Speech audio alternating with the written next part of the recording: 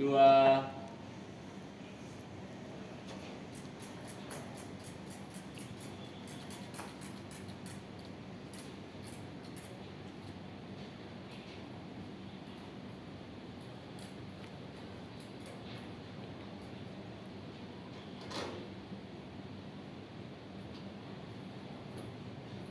Assalamualaikum warahmatullahi wabarakatuh. Hai teman-teman, perkenalkan namaku Tasya. Kali ini aku akan bercerita tentang Ki Hajar Dewantara. Simak baik-baik ya. Ki Hajar Dewantara merupakan Bapak Pendidikan Nasional. Beliau lahir di Yogyakarta pada tanggal 2 Mei 1889. Ia terlahir dengan nama Raden Mas Suwardi Suryaningrat. Beliau berasal dari lingkungan Keraton Yogyakarta atau keluarga bangsawan. Dan pada waktu beliau berusia 40 tahun, Raden Mas Suwardi Suryaningrat berganti nama menjadi Ki Hajar Dewantara. Selamat pagi Raden Mas Suwardi.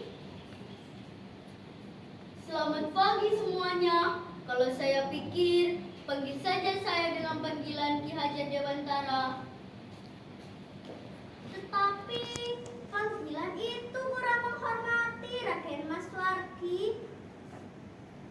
Masalah hormat menghormati tidak hanya ditunjukkan dari kata-kata saja, tetapi juga bisa dilihat dari unggah-ungguhnya. Apakah harus demikian? Baik, saya akan berikan gambaran kepada kalian semua. Kalian bisa melihat tingkah laku dan kebiasaan yang dilakukan para penjajah. Mereka juga memanggil saya dengan sebutan yang menurut orang-orang nama yang terhormat, yaitu Raden Mas Suwardi. Tetapi apa yang diperbuat mereka? Justru unggah-ungguh yang mereka lakukan sama sekali tidak ada. Pada tahun 1908, Ki Hajar Dewantara aktif di seksi propaganda Budi Utomo untuk mengunggah kesadaran masyarakat Indonesia pada waktu itu melalui Indija Party. Kesempatan kali ini sangat berharga untuk menegakkan kemerdekaan. Melalui organisasi ini, kita dapat memperbaiki mental, pemikiran, dan perilaku kebobrokan yang kita tambali dengan jiwa patriotisme dan cinta tanah air.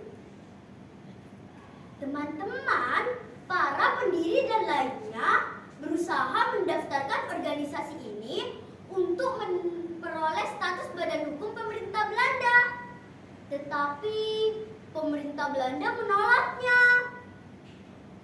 Jenderal Hindenburg berkata, "Hei, mau apa kalian?" Pemuda itu berkata, "Kami kesini hanya untuk Jenderal Hindenburg bersedia melegalkan partai yang sudah dibentuk Ki Hajar Dewantara dan kawan-kawannya itu." Jenderal Hindenburg dengan wajah yang terlihat memerah mengatakan, "Saya tidak akan mau menyetujui sampai kapanpun." Kemudian Ki Hajar Dewantara muncul dari belakang. "Kenapa tidak setuju, Jenderal?" Jenderal Hindenburg berkata, "Awalku adalah organisasi ini bisa saja kau gunakan untuk melawan kedaulatan dari pemerintah Hindia Belanda. Dan itu adalah pengkhianatan terbesar bagiku." Ki Hajar Dewantara menjawab, "Kami hanya mau menghimpun persatuan di antara kami. Kami bukan bangsa radikal. Jadi sekiranya Anda bisa mempertimbangkan kembali kebijakan Anda." "Apakah kau itu tuli?" "Aku tidak setuju. Sekali lagi, aku sangat tidak setuju." Pemuda yang lain berkata, "Jika Jenderal tetap keras kepala dan menolak untuk melegalkan partai Indija Party, kami kami akan menyambutnya dengan pertumpahan darah. Kami tidak takut. Kumpul! Usir laki-laki ini dari hadapanku. Jika masih ada yang melawan, jangan segan-segan menembak kepalanya. Siap, Cikgu.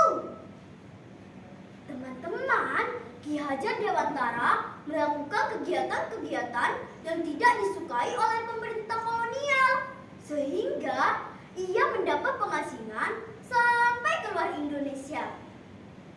Sepulangnya dari pengasingan, Ki Hajar Dewantara membentuk sebuah taman siswa sebagai wadah pendidikan rakyat Indonesia. Akan tetapi, tentara Belanda tidak tinggal diam sambil memporak-porandakan susunan buku yang ada di taman siswa. Mulai sekarang, hentikan kegiatan-kegiatan kalian ini. Jenderal-jenderal tidak menyukainya. Cepat hentikan. Siswa di taman siswa secara kompak menjawab perkataan tentara Belanda tersebut dengan mengucapkan Tuturi Handayani.